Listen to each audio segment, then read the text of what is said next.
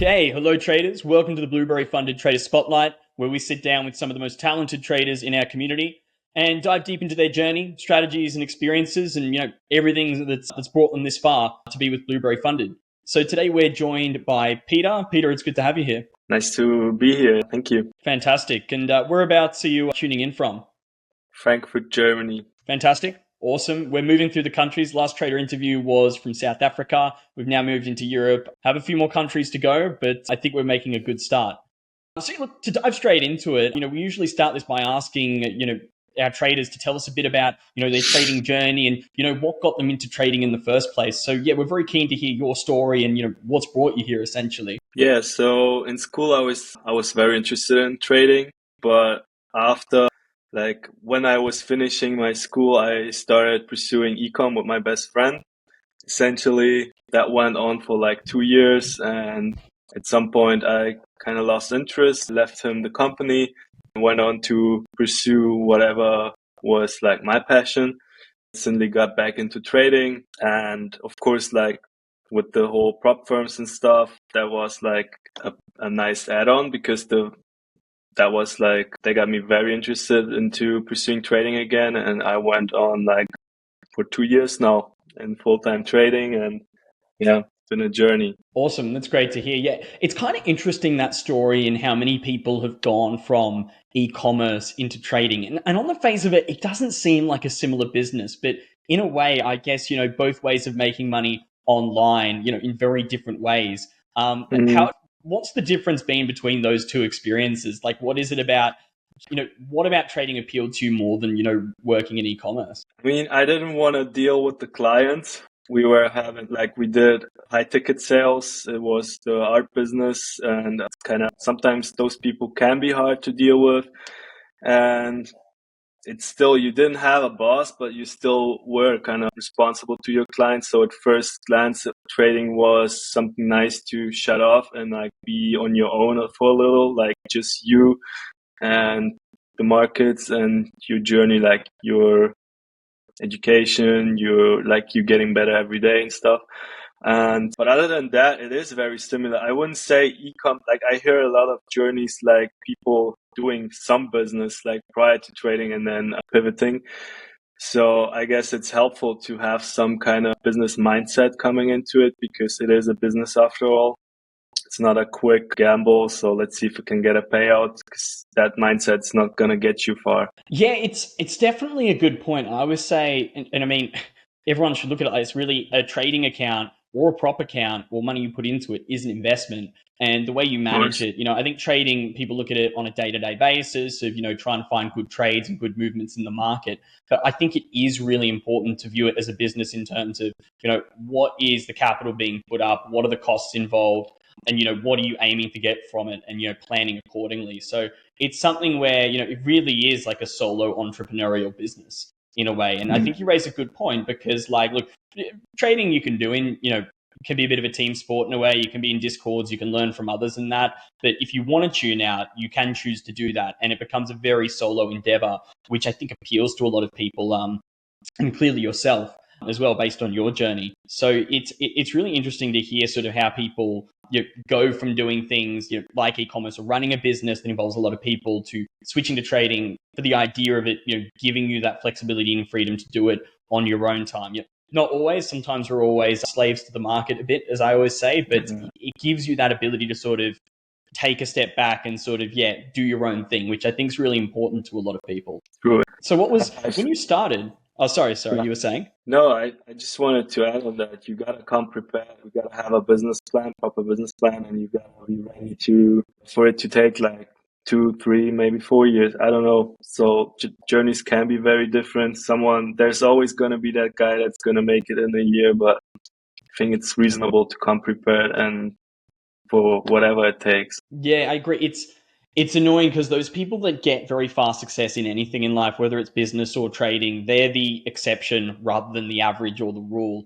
And so it's easy to measure yourself against them because they're really the person everyone wants to be, but your chances of being that person, just the odds of it are really low. So I completely agree. It's about having a long-term game plan in trading. I mean, it's very easy to look at, people making huge trades and wins really quickly, but I think you almost have to that's like the toxic side of like the social media in this space. Like I really love like how, online social media community based the prop industry is. But the downside is, there's a lot of people out there, selling fake dreams and, posting fake results, or, they just got lucky and attribute it to skill. But I think tuning out from that and just following your own game plan. And I think you said something that, I think everyone should know, but like doesn't think of a lot, is it takes years. It's like becoming a professional athlete or anything. Well, it's, even people that have found success within 6 months who might have worked really hard, it's still only part of the journey. Which I guess sort of brings me to my next question, which was, what were your biggest challenges when you started? Because I think you've come such a long way, from working in e-com to now, 2 years into your trading journey. But what did you find a lot of the challenges when you started, or even along the way for that matter? I would say like it's emotionally pretty tough in the beginning. Like when you don't have a proper plan and you start getting all of this variance in. So for example, different risk size, random trades, they were like probably not in the plan. That I had a lot of those in the beginning, because it's still at first it's hard to grasp that you are a trader, and that might be your business, but you don't have to trade every day. So you would have like this nice performance getting crushed here and like by random variance and trades that should not have been taken. It's interesting. It kind of goes back to what we were saying before. It's like trading isn't really a team sport, it's a solo endeavor, and there's pros to that. But I think the downside is you're ultimately responsible for the outcome. And like I think when you work in a business or you work with other people, it's always easy to, psychologically shift blame onto, this client is doing this, or my coworker, didn't get this done. It's easy to shift that blame or hide it somewhere. But with trading, like unless you want to get really angry at the markets, which isn't going to get you very far, you really have to put the blame on yourself and, learn from your mistakes pretty quickly, or else, the market's going to destroy you, essentially. So it's sort of like, that's the downside. I mean, you could see it as an upside as well, because you're solely responsible for your own success. But it's definitely an interesting point to be made. And I guess with that, I mean, because you've been doing this a while now, what is your strategy for managing risk and long-term profitability? Like, I think you were mentioning things about risk, allocation, risk sizing. What have you found that has worked for you, since you've started trading up until now? I'd say you have to just keep it consistent and keep it simple. So getting a fixed risk percentage. So let's say you start with 0.25, 0.5%, and you work your way up to wherever you're comfortable, but also having enough data to know that when you start going into this over 1%, the 1% area, it can also knock you out very fast, because it can happen like that you have a massive losing streak of like 10. It's very unlikely, but you can have a 5 to 10 trades losing streak, plus psychological burden that comes from that. So that's going to affect your performance. Like it's not constant. And so working your way up to wherever you're comfortable, having enough data to know, okay, this percentage can withstand my biggest drawdown I had so far. And keeping it in that framework, because your drawdown is static overall, so that's not going to change. So you're going to have to adapt to that.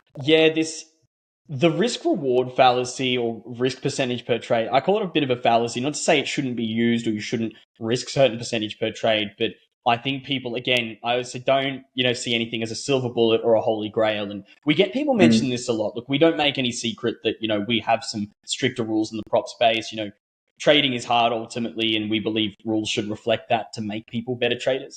And the data backs that up. But people always say, oh, I don't need all these rules. I only risk 1% per trade. And I always say, like, it doesn't seem likely you'd lose 5 trades in a day or 10 trades in a row. When you look at it, you're like, what are the odds of that happening? And when you actually look at it, even if you looked at it as like, a coin flip or a black versus white in roulette or something like that, it might only be a few percent chance. But the funny thing is a few percent chance is actually, if it's 3 in 100 trades, 3 in 100 sequences also might hit that. It seems on the face of it like low odds. But when you think about how many sequences of trades, how many hundreds of trades, you've traded over your trading journey, career, or, how long it takes to pass an account. Our data shows it takes on average, the traders who pass our challenges doing 40 to 50 trades. So the idea of it only being a few percent chance doesn't seem like a lot on the face of it. But when you really apply it to like a large, long scale of trading, the chances of, a 1% risk ratio and getting 10 wrong in a row, knocking you out, it's a lot more than you think. And that's something I always remind traders, like always good to understand risk allocation, but, don't think just because you only risk 1% that you can't fail, because, famous last words, essentially. Yeah, it's funny you say that. I've been to Vegas like last week, and I sit down at the roulette table just playing black or red, and I had actually the odds. They displayed the odds, and I had like a 51% red. So I just played the red. I sit down. I was there for the longest time, but at the end of the day, I still had that losing streak, and it knocked me out with 51%. Exactly. Yeah. And the thing about it is, and a lot of people, the odds don't reset. The odds don't change. Like people say this about gambling, like just because you walk away from the table, you're like, oh, my hot streak's over, I'm leaving. The odds don't just reset when you come back. It's how it works. And it's the same in trading. You're like, oh, I've just had a really bad streak. I'll come back fresh. I guess trading is very different because you do have strategies. You have ways to approach the market. It's not just pure chance. Like I use the 50-50 odds really just to make the math simpler to do in the moment. But yeah, it's interesting that because you think like, oh, well, the chances of me being wrong, people do it the same at the roulette table. I have this much bankroll. If I just bet this much, I have to be wrong this many times in a row. What are the chances of that? And they're quite minuscule on paper, like when you do the math. But if you're there playing, dozens or hundreds of rounds, actually the chances of hitting, 5 or 10, losses in a row, actually quite probable. And it's something that, to take away, even though trading isn't just pure chance, there is skill involved and a whole range of things. It's an important thing to know that you actually quite easily could have 10 losses in a row. And if you're risking 1%, then you're going to get knocked out on most challenges. But yeah, it's kind of interesting that, comparison between it and, roulette or chance-based games and things like that. But I guess bringing it back to trading, and like we said, the difference is trading is really a lot more skill-based or strategy-based. I mean, you've talked about your risk management, but what trading strategies do you implement, or what sort of trader would you describe yourself as? I'm definitely a swing trader. So I'll go to the weekly time frame, look for my zones there, and I'm then going to the daily time frame to refine them. But that's where I stick to, like daily time frames and trade those. Awesome. No, interesting. I mean, obviously the data always changes and it's based on the traders we have sort of in our pool of funded traders, but we do find in the data that really swing traders or larger movement traders tend to be more profitable over time. I mean, at least that's what our data says. Not that people can't find success in scalping or like forms of algorithmic trading, but yeah, swing is really sort of like the one that we see, at least on a prop model, as on average more profitable over time, which I always find interesting to relay to traders. And so, I mean, I'm not sure if you do anything alongside trading or if trading is what you do full time, but what's sort of your typical trading routine on a given day? Like what's a day in the life of you trading look like? So yeah, I don't have that's my full-time job. And typically I've always prepared the week ahead so I don't have to deal with intra market noise. So I've always set my orders on the weekend, and where they trigger or not, no, like I still check the charts, and I started recently trading the New York session as well, but just for myself on like personal accounts. But like all my prop accounts are managed on the daily time frame, so those orders are always set. Or like whenever we get close to it, let's say we get into my zone or like close to it a day away, and then I set my order intra week as well in case some adverse movement happens, and it was very far on the weekend.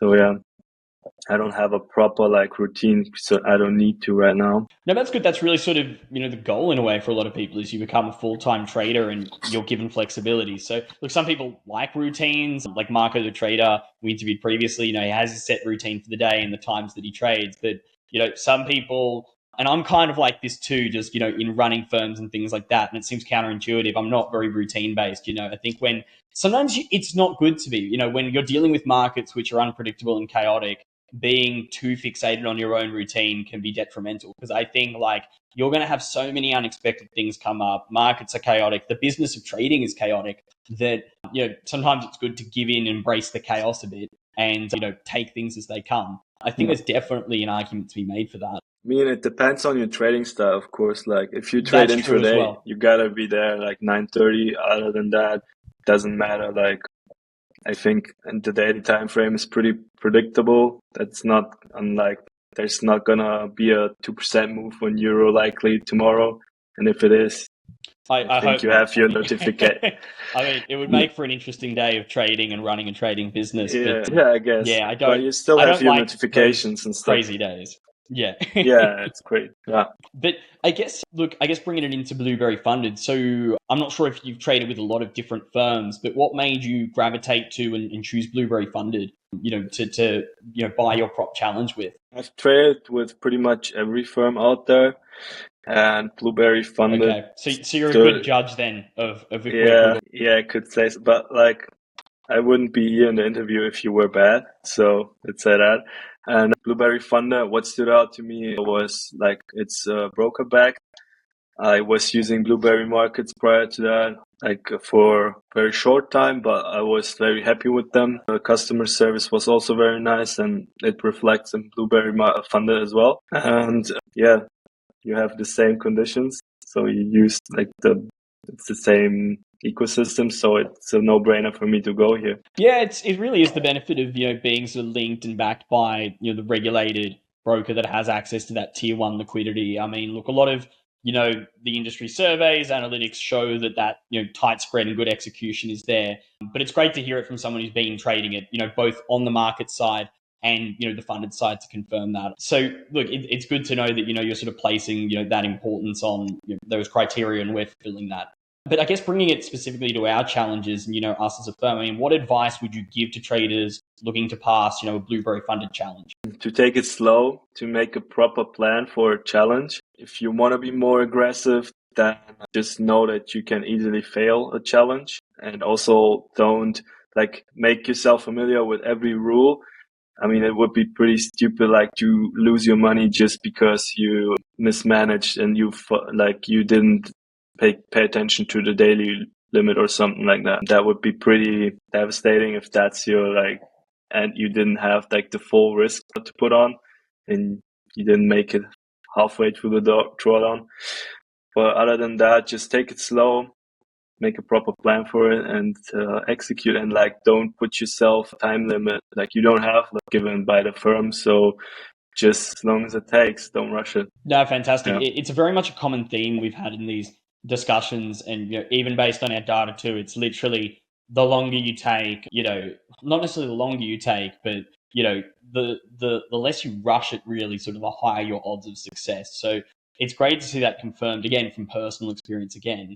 Now, I guess onto probably the spicier question that we always ask in these chats is, what's the biggest loss you've ever had, and how did you recover from it? It could be blowing a prop account, or just a very bad trade that you did. But yeah, keen to hear sort of the best way people learn is from their failures, and I think behind every amazing winning trader are a lot of big losses that got them where they are today. So yeah, keen to hear about what your biggest loss was and how you learned to recover from it. I mean, if you say in money terms, maybe on personal accounts, I messed up with a few options and stuff for 1-2 grand, stuff like that. I had bigger stock positions that lost 15 to 20 grand. But those things didn't teach me anything because it's not my strategy. It was just on the side trades that did not have anything to personal opinions. So I guess it's still a lesson, but it's a different one. And my strategy, it's I didn't take more than 1.5%. So I think that's the most I lost. But if you say across all prop accounts, if you take that together and stuff, I guess my biggest drawdown was at one point 6 to 7%. And if you put that in two numbers, which I can't do out of the top of my head right now, but it's still a lot of money, so I try not to do that. But 7% is also almost the loss limit, so I recovered from that as well, with patience, and I guess that drawdown. Okay, was so my yeah, biggest again, it all drawdown. comes down to not rushing it. It's really easy, I think, when you're in a drawdown, just to try and overreact to bring it back, and that kind of just increases your odds of going further into drawdown, which is kind of counterintuitive at the end of the day. It's like, the thing when you try really hard to save yourself, it ends up being the thing that destroys you. And I Yeah. think that's what's really important there, is to not freak out and stay calm. And again, there's no time limit on it. So if you just want to Mm. stop, take a breather and just try to reapproach it, rather than during the session or on the same day, try to throw in some big swing trade or force a trade that you really doesn't have the setup and you really shouldn't be placing. Like, yeah, it's definitely, the way to go, to, take a bit of time out. And, remember, there's no one has gun to your head. There's no rush. It's really on your own terms. Again, it comes back to what we're talking about. It's solo endeavor, and that comes with a lot of flexibility. But it can be very hard, as sometimes you can be your own worst enemy psychologically. So it's almost like you True. are competing with yourself emotionally, which is a very weird thing, but it's sort of something to overcome in order to become a better trader. But look, trading's a journey. Even if you're doing it full time now, you have your have ups, have downs, even when you're successful. But I mean, what is your goal in trading? And, where do you see yourself in 5 years, with your trading and, your continued journey? Scale up, get more capital, which I started, build a track record. So I started that as well. I think I almost got a year in or something, a little less. And then maybe get into the traditional side of prop, try to be developed as a talent, as an institutional kind of trader. If that opportunity comes my way, I'm going to work towards it. And maybe trade like on a proper trading floor with traders, with pros around me, push each other every day. And I guess, yeah, that's like taking it more professional, scale up. I think capital is not a problem as soon as you're consistent and you deliver consistent returns. Yeah. No, that's really interesting, I think, because a lot of people, they hit a bit of allocation, they think life's good, they keep trading that, and that's enough for some people. But, sometimes you blow up, you have up periods, you have down periods, but I think it's good to have even longer term aspirations. And, there is a whole world of institutional trading out there. It's a completely different, your game at the end of the day. But I think to have aspirations to reach that's really awesome. And I think building that track record becomes quite vital for that. And look, there are things in that world that Blueberry Funded we're looking to do. Again, you got to walk before you can run. We're ultimately a retail prop firm, but with the backing of a regulated broker and the infrastructure we have, there's definitely things on like the traditional prop side that we're looking to take on, over the next year. So viewers, stay tuned for that. But maybe we'll, if you continue trading with us, Peter, we'll be having conversations as well, which is really exciting. But look, that's pretty much the end of all of our questions that I have. But is there anything that maybe you wanted to, tell traders, or anything you wanted to share that you think they might find, insightful, or anything like that I haven't touched on? No, not really. I didn't prepare for that, but other than just take it slow Yeah, and I'm putting don't you on rush the it. spot. Yeah, a little. I can just feel like the conventional, like Michael Wizard's book wisdom. No, but like, yeah, just prepare for it to take as long as it takes. I would say, if it's 5 years, if it's 10. I know traders that made it like after 10 years, and they do quite well for themselves. And I mean, if that's gonna be you, it is as it is. Like, you can't lose if you don't give up. So maybe you take a year, maybe you'll take 5. Doesn't matter at the end of the day. Yeah. So Fantastic. No, I think that's very that's my sound wisdom. advice. Yeah. No, I don't think anyone would disagree with that. I think if anyone said the opposite on this interview, oh yeah, go really hard and fast and try to make a lot of money quickly, I don't think, I think we'd be cutting that out, because I don't think it's responsible to put that out there. So I don't think anyone would disagree with your wisdom on that. And I think it is something that, as much as it's conventional wisdom, like people always say, common sense isn't that common. And if we look through the data, we see the reason, a lot of people do blow prop accounts at the end of the day. One of the main reasons is over leveraging, rushing, and just trying to chase that money too quickly. So definitely sound advice, generally speaking, for the traders. But look, Peter, it's been a pleasure having you on today and getting to know you. Looking forward to hearing more about your journey in the future and seeing you continue to trade with Blueberry Funded and, the Blueberry group of brands as well, seeing as you're with the market side of the business as well, which we always love to hear, people that are just embracing the whole ecosystem. But yeah, it's been a pleasure talking to you, and all the best. Thank you. Have a good one. Awesome. Thank you.